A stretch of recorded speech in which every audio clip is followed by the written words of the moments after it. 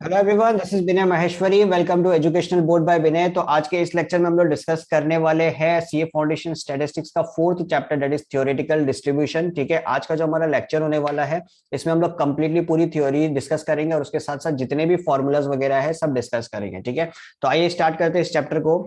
तो अपना चैप्टर का नाम हो गया थ्योरेटिकल डिस्ट्रीब्यूशन। ठीक है, थ्योरेटिकल डिस्ट्रीब्यूशन के अंदर बेसिकली हम लोग दो चीज पढ़ने वाले हैं। एक है discrete probability distribution, discrete probability distribution. ठीक है, और दूसरा हो गया कंटिन्यूअस प्रोबेबिलिटी डिस्ट्रीब्यूशन। ठीक है, दो प्रोबेबिलिटी डिस्ट्रीब्यूशन हम लोग पढ़ने वाले हैं, डिस्क्रीट प्रोबेबिलिटी डिस्ट्रीब्यूशन और कंटिन्यूअस प्रोबेबिलिटी डिस्ट्रीब्यूशन। तो डिस्क्रीट के अंदर हम लोग पढ़ने वाले हैं बाइनोमियल डिस्ट्रीब्यूशन। ठीक है, बाइनोमियल डिस्ट्रीब्यूशन और पॉइजन डिस्ट्रीब्यूशन। ठीक है, और कंटिन्यूअस के अंदर हम लोग पढ़ने वाले हैं नॉर्मल डिस्ट्रीब्यूशन। तो बेसिकली ये जो चैप्टर है हमारा, इसमें हम लोग तीन टाइप के डिस्ट्रीब्यूशन पढ़ेंगे, बाइनोमियल, पॉइजन और नॉर्मल डिस्ट्रीब्यूशन, जिसमें से बाइनोमियल और पॉइजन हो गया डिस्क्रीट प्रोबेबिलिटी डिस्ट्रीब्यूशन और कंटिन्यूअस हो गया नॉर्मल डिस्ट्रीब्यूशन। ठीक है, तो सबसे पहले स्टार्ट करते हैं बाइनोमियल डिस्ट्रीब्यूशन के साथ। तो बाइनोमियल डिस्ट्रीब्यूशन का मतलब क्या होता है? It is a discrete probability distribution, it is a discrete probability distribution. ठीक है, which is frequently used, which is frequently used। अगर आपके पास क्वेश्चन आ जाए कि which is the most important discrete probability distribution which is frequently used, तो हमारे पास answer क्या होगा? It will B binomial distribution. Clear है एकदम? ठीक है, अब बात यह आती है कि हम लोग बाइनोमियल डिस्ट्रीब्यूशन यूज कब करते हैं। देखिए, बाइनोमियल डिस्ट्रीब्यूशन हम लोग यूज करते हैं जब हम लोग का नंबर ऑफ ट्रायल्स बहुत ज्यादा बड़ा हो और फाइनाइट हो। नंबर ऑफ ट्रायल्स कहने का मतलब समझ लीजिए, अगर मैं एक कॉइन को टॉस कर रहा हूं 10 बार, ठीक है, एक कॉइन को अगर मैं टॉस कर रहा हूं 10 बार, तो उसका जो सैंपल स्पेस होगा वो बहुत ही ज्यादा बड़ा बनेगा, बट इट इज फाइनाइट। ठीक है, बट इट इज फाइनाइट, जो उसका सैंपल स्पेस होगा काफी बड़ा बनेगा, बट इट इज फाइनाइट। तो वैसे केसेस में हम लोग क्या यूज करेंगे? बाइनोमियल डिस्ट्रीब्यूशन यूज करेंगे। Clear? When the number of trials is too large but finite, we use binomial distribution. ठीक है, दूसरी चीज क्या कहती है कि एवरी ट्रायल इज इंडिपेंडेंट। जितने भी इसके अंदर ट्रायल्स होंगे, जितने भी इसके अंदर ट्रायल्स होंगे, वो सारे के सारे क्या होंगे? दोस विल बी इंडिपेंडेंट, डिपेंडेंट नहीं होंगे। ये आपको याद रखना है, जितने भी उसके ट्रायल्स होंगे क्या होंगे? It should be independent. और तीसरी चीज आपको याद रखनी है कि जितने भी उसके अंदर इवेंट होंगे, सारे के सारे इवेंट क्या होंगे? Mutually exclusive and exhaustive. क्या होंगे? Mutually exclusive and exhaustive events होंगे। क्लियर एकदम? सारे के सारे ट्रायल्स इंडिपेंडेंट होंगे, म्यूचुअली एक्सक्लूसिव होंगे और एग्जॉस्टिव होंगे। क्लियर एकदम? ठीक है, फिर उसके बाद में जितने भी हमारे पास ट्रायल्स रहेंगे उसके दो आउटकम्स होंगे। कितने आउटकम्स होंगे? दो। एक होगा सक्सेस, दूसरा होगा फेलियर। कितने आउटकम्स होंगे? दो आउटकम्स होंगे, एक होगा सक्सेस और दूसरा क्या होगा? It will B failure. ठीक है, अब बात करते हैं इसके फॉर्मूला की। तो हमारे पास जो इसका फॉर्मूला बन के आता है बाइनोमियल डिस्ट्रीब्यूशन का, that is NCR, NCR P to the power R Q to the power N minus R. यहाँ पे एन का मतलब क्या होता है? नंबर ऑफ ट्रायल्स, जितने भी हमारे पास ट्रायल्स रहेंगे उसका मतलब होता है एन। ठीक है, आर का मतलब होता है नंबर ऑफ सक्सेस रिक्वायर्ड, कितनी सक्सेस हमें चाहिए एक ट्रायल के अंदर, दैट इज आर। ठीक है, उसके अंदर पी का मतलब होता है probability of success in one trial और क्यू का मतलब होता है probability of failure in one trial. अगर यदि एक ट्रायल है हमारे पास, उसमें अगर सक्सेस हो रहा है तो उसमें फेलियर भी होगा, ऑब्वियस सा बात है। ठीक है, हम लोगों ने ऑलरेडी प्रोबेबिलिटी में पढ़ा था success plus failure is equal to 1, तो यहाँ पे हम लोग क्या बोलेंगे? P plus Q is equal to 1। Clear एकदम? तो प्रोबेबिलिटी डिस्ट्रीब्यूशन का फॉर्मूला अपना क्या बनता है? NCr P to the power R Q to the power N minus R. Clear एकदम? ठीक है, नेक्स्ट डिस्कस करते हैं एक question related to binomial distribution. तो क्वेश्चन हमारे पास क्या है? A coin is toss 10 times, what is the probability of getting 4 heads, at least 4 heads and at most 4 head. चार, तीन कंडीशन हमारे पास है। ठीक है, तीन कंडीशन हमारे पास है। पहला कंडीशन बोलता है कि 4 हेड चाहिए, दूसरा कंडीशन बोलता है कि एटलीस्ट 4 और तीसरा कंडीशन बोलता है कि एट मोस्ट 4 हेड चाहिए। ठीक है, तो यहाँ पे सबसे पहले बेसिक चीज लिख लेते हैं। ए कॉइन इज टॉस 10 टाइम, इसका मतलब एन की वैल्यू कितनी हो जाएगी हमारे पास? 10। ठीक है, what is the probability of getting 4 heads, तो मतलब आर की वैल्यू, पहले केस में आर की वैल्यू कितनी हो जाएगी? 4। ठीक है, और पी की वैल्यू कितनी हो जाएगी? 1/2 और क्यू की वैल्यू कितनी हो जाएगी? It will be 1/2। ठीक है, ये हो गया हमारा फर्स्ट केस ए। तो यहाँ पे अब हमारे पास क्या बनता है फॉर्मूला? देखिए, N C R P to the power R Q to the power N minus R. तो एन की जगह मैं क्या पुट करूंगा? 10c, आर की जगह पुट करूंगा 4, पी की जगह पुट करूंगा 1/2 टू द पावर 4 और 1/2 टू द पावर 10 - 4 कितना हो जाएगा? 6। तो ये हो गया हमारा पहला केस। ठीक है, फिर दूसरा केस हमारे पास क्या है? एटलीस्ट 4 हेड्स है। एटलीस्ट 4 हेड्स का मतलब P of x should be greater than equal to 4। P of x should be greater than equal to 4, मतलब 4 हेड भी हो सकते हैं, 5 भी हो सकते हैं, 6 भी हो सकते हैं, 7 भी हो सकते हैं, टिल 10 तक हो सकते हैं। ठीक है, तो मतलब x की वैल्यू कहां से कहां तक लाई करेगी, फ्रॉम 4 टू 10। ठीक है, फ्रॉम 4 टू 10 ये x की वैल्यू लाई करेगी। हर एक वैल्यू के लिए हम लोग को कैलकुलेट करना पड़ेगा, तो ये काफी बड़ा हो जाएगा। ठीक है, तो इसके जगह हम लोग क्या करेंगे, 1 minus probability of x less then 4 उल्टा कर देंगे। 1 minus probability of x less then 4, तो यहाँ पे क्या क्या कंडीशन आ जाएगी हमारे पास, देखिए probability of x equal to 0, एक भी हेड नहीं है, एक हेड है, फिर उसके बाद में 2 है, फिर उसके बाद में 3 है, इससे ज्यादा हो नहीं सकते। ठीक है, उल्टा केस कर दिया हम लोगों ने। ठीक है, तो यहाँ पे हम लोग क्या क्या लिख सकते हैं फिर, NC0 1/2 to the power 0, 1/2 to the power, sorry n की जगह पे 10 पुट कर देता हूँ, 1/2 टू द पावर 10। ठीक है, similarly 10C1 1/2 to the power 1, 1/2 to the power 9। ठीक है, 10C2 1/2 to the power 2, 1/2 to the power 8, फिर 10C3 1/2 टू द पावर 3 और 1/2 टू द पावर 7। ठीक है, तो ये हमारे पास केस बन गए। सॉरी, नेक्स्ट हमारे पास तीसरा ऑप्शन, सॉरी तीसरा क्वेश्चन क्या है, एटमोस्ट 4 हेड्स। क्या चाहिए इसको, एटमोस्ट 4 हेड्स।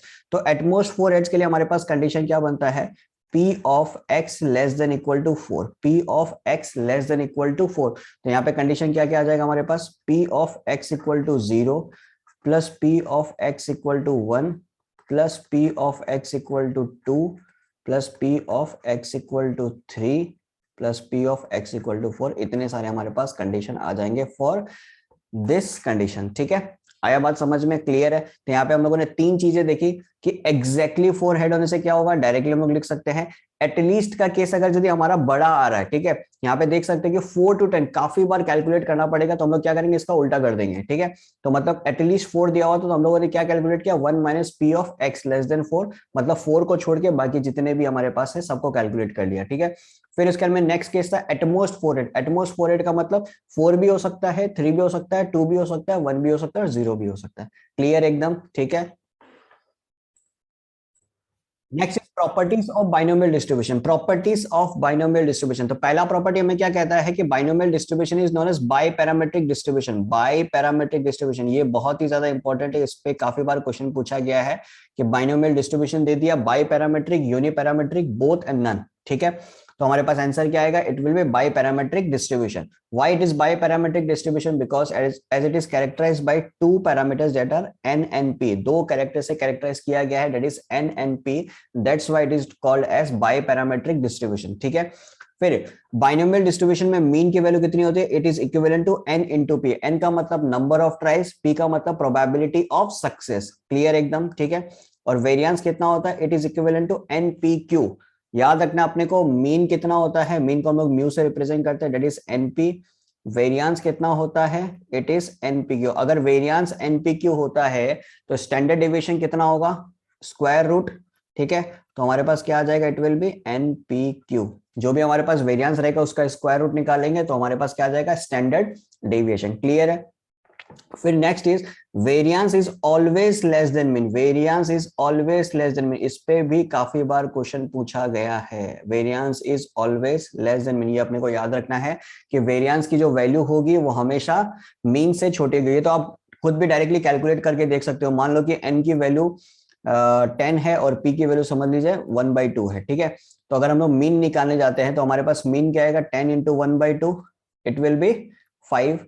वही अगर यदि हम लोग वेरिएंस निकालने जाते हैं तो हमारे पास क्या आ जाएगा, 10 इंटू पी की वैल्यू 1/2, पी की वैल्यू अगर 1/2 तो वैसा मतलब क्यू की वैल्यू भी कितनी होगी, इट विल बी 1/2, तो it will be 10 divided by 4, 2.5।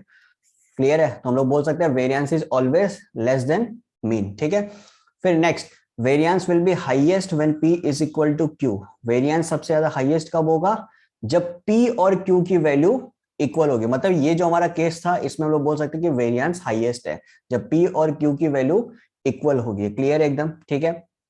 फिर एक और क्वेश्चन आ सकता है आपके पास, यहाँ पे मैंने पॉइंट में नोट नहीं करवाया, कि जो हमारा ये होता है बाइनोमियल डिस्ट्रीब्यूशन होता है, बाइनोमियल डिस्ट्रीब्यूशन सिमेट्रिकल कब होता है। बाइनोमियल डिस्ट्रीब्यूशन सिमेट्रिकल कब होता है? तो बाइनोमियल डिस्ट्रीब्यूशन सिमेट्रिकल तब होता है जब p की वैल्यू 0.5 के बराबर होती है। When p is equal to 0.5 मतलब 1/2, p की वैल्यू अगर 1/2 है तो binomial distribution is symmetrical. Clear एकदम, ठीक है। Next, depending on the values of two parameter binomial distribution में बी यूनिमॉडल और बाइमॉडल। ये अपने को याद रखना कि जो बाइनोमियल डिस्ट्रीब्यूशन होता है इसमें जो मोड होता है वो यूनिमॉडल भी हो सकता है और बाई मॉडल भी हो सकता है। तो उससे पहले हम लोग जानते हैं कि मोड इसमें निकालते कैसे हैं। सबसे पहले जानते हैं कि मोड हम लोग बाइनोमियल डिस्ट्रीब्यूशन में निकालते कैसे, ठीक है। तो मोड का हमारे पास फॉर्मूला बनता है n+1 इंटू पी, ठीक है, n+1 इंटू पी। अब यहाँ पे भी दो कंडीशन अपने पास बनती है कि अगर ये जो वैल्यू है इंटीजर आ रही है ये चेक करना है या नॉन इंटीजर आ रही है ये चेक करना है, ठीक है। ठीक है, देखिए अगर मोड इंटीजर है then it will be bimodal. अगर मोड की वैल्यू इंटीजर के बराबर है then it will be bimodal, और नॉन इंटीजर के बराबर है then it will be greatest integer. एक एग्जांपल के थ्रू बताता हूं, देखिए समझ लीजिए n की वैल्यू हमारे पास 10 है और p की वैल्यू 1/2 है, ठीक है। n की वैल्यू कितनी है 10 और p की वैल्यू 1/2। क्लियर, तो हमारा मोड यहाँ पे क्या हो जाएगा 10+1 इंटू 1/2 मतलब 11 डिवाइडेड बाई 2 कितना हो जाएगा 5.5। अब ये जो 5.5 है, अभी जो 5.5 है 5.5 is a non integer. 5.5 is a non integer. तो अगर नॉन इंटीजर हमारे पास आएगा तो इट विल बी यूनिमॉडल, ठीक है, इट विल बी यूनिमॉडल। और हमारा मोड क्या हो जाएगा, मोड हो जाएगा ग्रेटेस्ट इंटीजर। मतलब ये 5.5 का हम लोग को क्या लेना है, ग्रेटेस्ट इंटीजर लेना है, ठीक है। तो mode of 5, greatest integer of 5.5 is how much, it is 5 only, ठीक है, सॉरी। नेक्स्ट, अगर n की वैल्यू समझ लीजिए 11 है, ठीक है, और p इज इक्वल टू 1/2 है, तो मोड हमारा क्या हो जाएगा फिर 11+1 इंटू 1/2, तो it will B 12 divided by 2 6, और 6 क्या हमारा इंटीजर वैल्यू है। तो अगर इंटीजर होगा तो it will be by model, ठीक है, इंटीजर होगा तो it will be by model. तो बाई मॉडल होने से दो मोड होंगे क्या, एक तो 6 खुद होगा और एक 6-1 कर दो आप, इट विल बी 5। तो हमारे पास दो मोड क्या आ गए 6 और 5, ठीक है। तो अपने को क्या याद रखना, अगर नॉन इंटीजर हुआ इट विल बी यूनिमॉडल, और यूनिमॉडल पे क्या होगा हमारा आंसर ग्रेटेस्ट इंटीजर, जो भी वैल्यू आएगी उसका ग्रेटेस्ट इंटीजर, ठीक है। 5.5 आ रही है तो 5, 5.95 आ रही है तब भी 5 ही होगा, ठीक है। और अगर इंटीजर वैल्यू आती है तो इंटीजर पे क्या होगा हमारे पास, it will be bimodal, मतलब जो वैल्यू आ रही है एग्जैक्टली वो -1 और कर दो, ठीक है। Next distribution comes Poisson distribution, ठीक है। तो पॉइजन डिस्ट्रीब्यूशन भी क्या हमारा डिस्क्रीट प्रोबेबिलिटी डिस्ट्रीब्यूशन ही है, बट इसको हम लोग कब यूज करते हैं, जब हम लोग का नंबर ऑफ ट्रायल्स बहुत ज्यादा बड़ा हो। जब हम लोग का नंबर ऑफ ट्रायल्स बहुत ज्यादा बड़ा हो, बहुत ज्यादा बड़ा होने का मतलब it tends to infinity, not exactly infinity but it tends to infinity. Clear है, नंबर ऑफ ट्रायल्स हम लोग का बहुत ज्यादा बड़ा रहेगा तब हम लोग को क्या करना है, यूज करना है पॉइजन डिस्ट्रीब्यूशन। तो अब देखिए अगर नंबर ऑफ ट्रायल्स हम लोग का बहुत ज्यादा बड़ा है तो ऑब्वियस सा बात है जो प्रोबेबिलिटी ऑफ सक्सेस होगा वो बहुत कम होगा, इट विल टेंड्स टू 0, ठीक है। तो यहाँ पे हम लोग देख सकते हैं in this number of trials are too large which tends to infinity. Obvious सा बात है कि बहुत ज्यादा ट्रायल्स होगा तभी हम लोग पॉइजन डिस्ट्रीब्यूशन यूज करेंगे, ठीक है। अगर ये तुम्हारा ट्रायल्स अगर यदि बहुत ज्यादा बड़ा है तो सक्सेस भी हमारा क्या हो जाएगा, कम हो जाएगा। Probability of success is also very small which tends to 0, not exactly 0 but it tends to 0, ठीक है।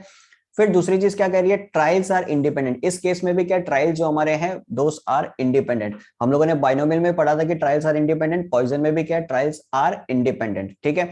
अब बात करते हैं इसके फॉर्मूला की। तो फॉर्मूला इसका क्या बनता है हमारा, देखिए it is e to the power -m into m to the power r divided by r factorial, ठीक है। यहाँ पे m का मतलब क्या होता है, m is nothing but mean, ठीक है। मीन हम लोग कैसे निकालते हैं, number of trials into probability of success, m is equal to np, ठीक है। ये हो गया हमारा सॉरी m, और r का मतलब होता है प्रोबेबिलिटी ऑफ सक्सेस, ठीक है। Probability of sorry not probability, number of success required. r का मतलब क्या हो गया, नंबर ऑफ सक्सेस रिक्वायर्ड, ठीक है। और जो ई है, ई की वैल्यू एग्जैक्टली होती है 2.71828। एक बार आप लोग को ये क्वेश्चन पूछा गया है कि ई की वैल्यू कितनी होती है, एग्जाम में दिया गया था E is equal to 2.71828। Approximation में हम लोग क्या लिख सकते हैं, 2.71823 लिख सकते हैं, ठीक है। ये आपके पास आया था एक बार, क्लियर एकदम, ठीक है। नेक्स्ट प्रॉपर्टीज के बारे में बात करते हैं, प्रॉपर्टीज ऑफ बाइनोमियल डिस्ट्रीब्यूशन, ठीक है। तो प्रॉपर्टीज क्या है इसकी, देखिए क्या कहता है, it is uniparametric distribution, it is uniparametric distribution. Binomial में हम लोगों ने क्या पढ़ा था, that was biparametric distribution. Poisson में याद रखना अपने को, it is uniparametric distribution which is characterized by only one parameter, which is characterized by only one parameter, ठीक है। और इस केस में प्रॉपर्टीज ऑफ पॉइजन डिस्ट्रीब्यूशन में हम लोग पढ़ेंगे कि इसकी जो मीन होती है, मीन की वैल्यू कितनी होती है, मीन को हम लोग रिप्रेजेंट करते हैं एम से या म्यू से। ऑलरेडी हम लोगों ने देख रखा है कि मीन की वैल्यू कितनी होती है, इट इज एनपी, कितनी होती है, NP, number of trials multiply by probability of success, ठीक है। और वेरिएंस कितनी होती है, वेरिएंस भी सेम होती है, यहाँ पे variance is also equivalent to mean. तो यहाँ पे हमारे पास एक और क्वेश्चन बनता है कि पॉइजन डिस्ट्रीब्यूशन में वेरिएंस और मीन क्या सेम होते हैं, हाँ बिल्कुल सेम होते हैं, variance is equivalent to mean, clear है। अब अगर variance is equivalent to mean है तो स्टैंडर्ड डिविएशन कितना हो जाएगा, standard deviation is equal to root over M, that is root over NP. ये चीजें हम लोग को याद रखनी है, क्लियर है। पॉइजन डिस्ट्रीब्यूशन में मीन कितनी होती है, एनपी, वेरिएंस कितना होता है, वेरिएंस और mean both are same, that is NP, और स्टैंडर्ड डिविएशन क्या होता है, root over M, that is root over NP, clear एकदम, ठीक है। तो next is normal distribution, next is normal distribution. तो नॉर्मल डिस्ट्रीब्यूशन हम लोग नॉर्मली यूज कहाँ करते हैं, फॉर कंटिन्यूअस डिस्ट्रीब्यूशन के लिए हम लोग यूज करते हैं नॉर्मल, ठीक है। डिस्क्रीट के लिए हम लोगों ने यूज किया पॉइजन और बाइनोमियल डिस्ट्रीब्यूशन, और कंटिन्यूअस के लिए हम लोग यूज करेंगे नॉर्मल डिस्ट्रीब्यूशन। नॉर्मल डिस्ट्रीब्यूशन को हम लोग और क्या कहते हैं, गॉसियन डिस्ट्रीब्यूशन भी कहते हैं, क्या कहते हैं, गॉसियन डिस्ट्रीब्यूशन भी कहते हैं, ठीक है। It is also known as Gaussian distribution, ठीक है। तो अब देखिए यहाँ पे अगर जब हम लोग इसका फॉर्मूला का बात करें तो हमारा फॉर्मूला क्या बनता है, P of X is equal to, हम लोग एफ ऑफ एक्स भी लिख सकते हैं जिसको हम लोग प्रोबेबिलिटी डेंसिटी फंक्शन बोलते हैं, ठीक है। तो हमारे पास फॉर्मूला बनेगा 1 by sigma root over 2 pi e to the power minus X minus mu का whole square divided by twice of sigma square, ठीक है। देखने में थोड़ा सा टेढ़ा लग रहा है ये फॉर्मूला, बट कभी कभी क्या होता है, इस फॉर्मूले पे डायरेक्टली क्वेश्चन पूछ लेते हैं, डायरेक्टली इस फॉर्मूले पे क्वेश्चन पूछ लेते हैं, ठीक है। मैं अभी आपको बताऊंगा किस टाइप का क्वेश्चन होता है, ठीक है। तो ये जो एफ एक्स होता है इसको हम लोग कभी कभी क्या बोलते हैं, प्रोबेबिलिटी डेंसिटी फंक्शन, क्या बोलते हैं इसको, प्रोबेबिलिटी डेंसिटी फंक्शन, ठीक है। और इसको हम लोग ऐसे भी रिप्रेजेंट कर सकते हैं, minus infinity to plus infinity F of X is equal to 1, ये रिप्रेजेंट कर रहा है इसका टोटल कर्व का एरिया, ये सब कुछ सेम है, ठीक है। इसको हम लोग इस तरीके से भी रिप्रेजेंट कर सकते हैं, अभी मैं आपको बताऊंगा इसके ग्राफ के बारे में, ठीक है। तो पहले एक चीज जान लेते हैं कि अगर इस पे क्वेश्चन आया तो किस टाइप का आ सकता है। देखिए कि पी ऑफ एक्स हमारे पास दिया हुआ है 1 बाई समझ लीजिए 4 रूट ओवर 2 पाई, ठीक है, e to the power minus X minus 2 का होल स्क्वायर, ठीक है, डिवाइडेड बाय 32। और क्वेश्चन हमारे पास है कि फाइंड म्यू, ठीक है, और सिग्मा, ये दो की वैल्यू हमें बतानी है, सॉरी ये दो की वैल्यू हमें बतानी है। तो डायरेक्टली हम लोग इसको कंपेयर कर सकते हैं इस फॉर्मूला के साथ, ठीक है। इस फॉर्मूला के साथ अगर हम लोग कंपेयर करते हैं, हम लोग डायरेक्टली बता सकते हैं कि जो म्यू है उसकी वैल्यू कितनी होगी, इट विल बी 2, ठीक है। और जो हमारे पास सिग्मा इसका वैल्यू कितना होगा, इट विल बी 4, क्लियर एकदम। तो यहाँ पे कभी कभी कहते सीधा सीधा क्वेश्चन ये लोग पूछ लेते हैं डायरेक्ट फॉर्मूला पे, और जस्ट हम लोग को क्या करना पड़ता है, जस्ट कंपैरिजन करना पड़ता है म्यू और सिग्मा की वैल्यू निकालने के लिए, मतलब मीन और स्टैंडर्ड डेविएशन की वैल्यू निकालने के लिए, क्लियर एकदम, ठीक है। अब थोड़ा सा हम लोग बात करते हैं इसके ग्राफ के बारे में, ठीक है। इसका जो ग्राफ होता है वो कैसा दिखता है, उसका एरिया क्या होता है, उसके बारे में थोड़ी सी बात करते हैं, ठीक है। तो देखिए जो हमारा नॉर्मल डिस्ट्रीब्यूशन का ग्राफ होता है ये होता है बेल शेप्ड कर्व, कैसा होता है, it is bell shaped curve which is symmetrical about, this is symmetrical about mean, ठीक है। x is equal to mean पे ये क्या है, सिमेट्रिकल है, क्लियर एकदम, ठीक है।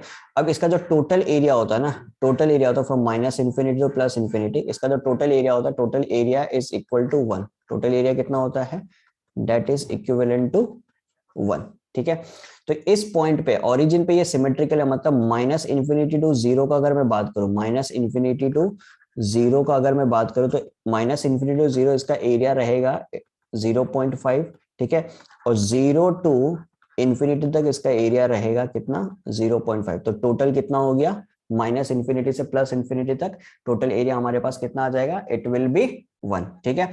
अब मैं फिर से बता रहा हूं किस पॉइंट पे ये सिमेट्रिकल रहता है, x is equal to mu, मतलब x is equal to mean पे ये सिमेट्रिकल रहता है। ये आप मीन भी बोल सकते हो, ठीक है, मीडियन भी बोल सकते हो या मोड भी बोल सकते हो। ये तीनों पॉइंट को ही रिप्रेजेंट करता है, x is equal to mu, ये तीनों पॉइंट को ही रिप्रेजेंट करता है, मीन मीडियन और मोड तीनों को ही रिप्रेजेंट करता है। क्लियर एकदम, ठीक है, आगे बढ़ते हैं। नेक्स्ट जानते हैं प्रॉपर्टीज ऑफ नॉर्मल डिस्ट्रीब्यूशन। तो पहला चीज तो हम लोगों ने जान लिया कि ये क्या है, सिमेट्रिकल और बेल शेप्ड कर्व हम लोगों ने देख लिया, ठीक है। फिर इसके अंदर में it is continuous for all values of x between minus infinity to plus infinity, ये भी मैंने आपको बता दिया इस कर्व के अंदर, from minus infinity to plus infinity, ठीक है। फिर तीसरा चीज क्या था, प्रोबेबिलिटी फंक्शन, प्रोबेबिलिटी फंक्शन के बारे में हम लोगों ने जान लिया, ठीक है। Next the standard deviation of the normal distribution is given by sigma, ठीक है, हम लोग को पता है इस फॉर्मूला से कि इसको सिग्मा बोलते हैं। अब बात करते हैं इसका मीन डेविएशन का, ठीक है, इस पे बहुत बार क्वेश्चन पूछा गया, यहाँ पे अभी जितने भी पढ़ने वाले इस पे काफी बार क्वेश्चन आया गया है, ठीक है, कि नॉर्मल डिस्ट्रीब्यूशन का मीन डेविएशन कितना होता है, it is equivalent to 0.8 sigma. कितना होता है मीन डेविएशन का बात करेंगे तो it is equivalent to 0.8 sigma. 0.8 sigma लिखो या आप √/2 सिग्मा लिखो, बात एक ही है। क्लियर एकदम, ठीक है, मीन डेविएशन इज 0.8 सिग्मा। और अगर फर्स्ट और थर्ड क्वार्टर का बात करेंगे, फर्स्ट और थर्ड क्वार्टर सर कहां से निकालेंगे, तो हम लोग कहां से निकाल सकते हैं, first quarter mu minus 0.675 sigma, इसका मतलब मीन माइनस 0.675 स्टैंडर्ड डिविएशन करने से हमारे पास क्या आ जाएगा, फर्स्ट क्वार्टाइल, ठीक है। और थर्ड क्वार्टाइल कैसे आ जाएगा, मीन प्लस 0.675 स्टैंडर्ड डिविएशन करने से हमारे पास क्या आ जाएगा, थर्ड क्वार्टाइल। क्लियर एकदम, ठीक है। फिर इसके अंदर बात करते हैं क्वार्टर डेविएशन की, तो क्वार्टर डेविएशन हम लोग कैसे निकाल सकते हैं, 0.675 सिग्मा। क्वार्टर डेविएशन कैसे निकाल सकते हैं, 0.675 सिग्मा, ठीक है। अब देखिए क्वेश्चन कभी कभी कैसे देते हैं, क्वार्टर डेविएशन का वैल्यू दे देगा, ठीक है, क्वार्टर डेविएशन का वैल्यू दे देगा, आप लोग को फाइंड करना होगा मीन डेविएशन। देखिए क्वार्टर डेविएशन का वैल्यू दे दिया, आप लोग को फाइंड क्या करना है, मीन डेविएशन। तो क्वार्टर डेविएशन का अगर वैल्यू है हमारे पास तो हम लोग यहाँ से सिग्मा का वैल्यू निकाल सकते हैं, यहाँ से हम लोग सिग्मा का वैल्यू निकाल सकते हैं, ठीक है। तो एक बार हमारे पास अगर सिग्मा का वैल्यू आ गया, मतलब स्टैंडर्ड डेविएशन का वैल्यू अगर हमारे पास आ गया तो हम लोग मीन डेविएशन भी निकाल सकते हैं।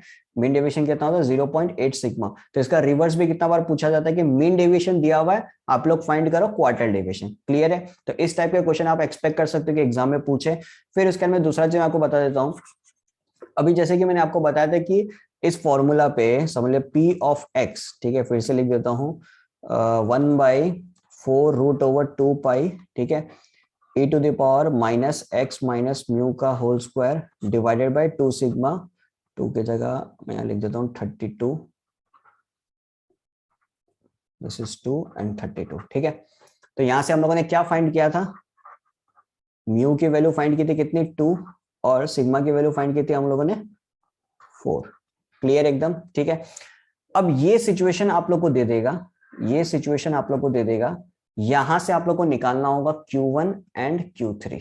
यहां से आप लोग को क्या निकालना होगा, Q1 एंड Q3। तो आप लोग को पता है कि Q1 और Q3 कैसे निकल सकता है, Q1 और Q3 के लिए हम लोग को रिक्वायरमेंट है मीन की, और उसके बाद में स्टैंडर्ड डेविएशन की रिक्वायरमेंट है। तो यहाँ पे हमारे पास मीन भी आ जाएगा और स्टैंडर्ड डेविएशन भी आ जाएगा। क्लियर एकदम, तो इस टाइप के क्वेश्चन आप आराम से एक्सपेक्ट कर सकते हो कि यहाँ से पूछ सकते हैं। क्लियर एकदम, ठीक है।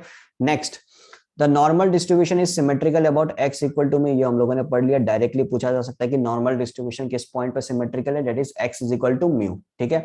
This means that skewness is 0, इसका जो स्क्यूनेस होगा वो 0 का, बिकॉज सिमेट्रिकल है तो स्क्यूनेस कुछ होगा नहीं, ठीक है। That is the normal curve is neither inclined move towards the right not towards the left, ना ही ये लेफ्ट की तरफ मूव कर रहा है ना ही ये राइट की तरफ मूव कर रहा है, ये टोटली सिमेट्रिकल है, मतलब हाफ हाफ पार्ट में डिवाइडेड है। क्लियर एकदम, ठीक है। उसके बाद में the normal curves has 2 point of inflection, इस पे ध्यान देना अपने को, the normal curves has 2 point of inflection, that is x equal to mu minus sigma, x equal to mu plus sigma. Point of inflection का मतलब क्या होता है कि वो पॉइंट जहां से कर्व चेंज होना शुरू होता है, वो पॉइंट जहां से कर्व चेंज होना शुरू होता है। जैसे कि हमारा ये कर्व है, ठीक है, ये हमारा x is equal to mu का पॉइंट है, तो x is equal to mu plus sigma कहाँ होगा, इसके राइट पे, ठीक है, और x is equal to mu minus sigma कहाँ होगा, इसके लेफ्ट पे। तो ये दो पॉइंट हमारे क्या हो गए, नॉर्मल कर्व के पॉइंट ऑफ इन्फ्लेक्शन। क्लियर है, नॉर्मल कर्व के पॉइंट ऑफ इन्फ्लेक्शन, क्लियर एकदम, ठीक है। फिर नेक्स्ट आता है z is equal to X minus mu by sigma, z is equal to X minus mu by sigma. ये हम लोग कब अप्लाई करेंगे, देखिए z इज इक्वल, z का मतलब होता है, देखिए स्टैंडर्डाइज नॉर्मल वेरिएट, ये पहले समझ लेते हैं। z का मतलब होता है स्टैंडर्डाइज नॉर्मल वेरिएट या नॉर्मल डेविएट, क्लियर।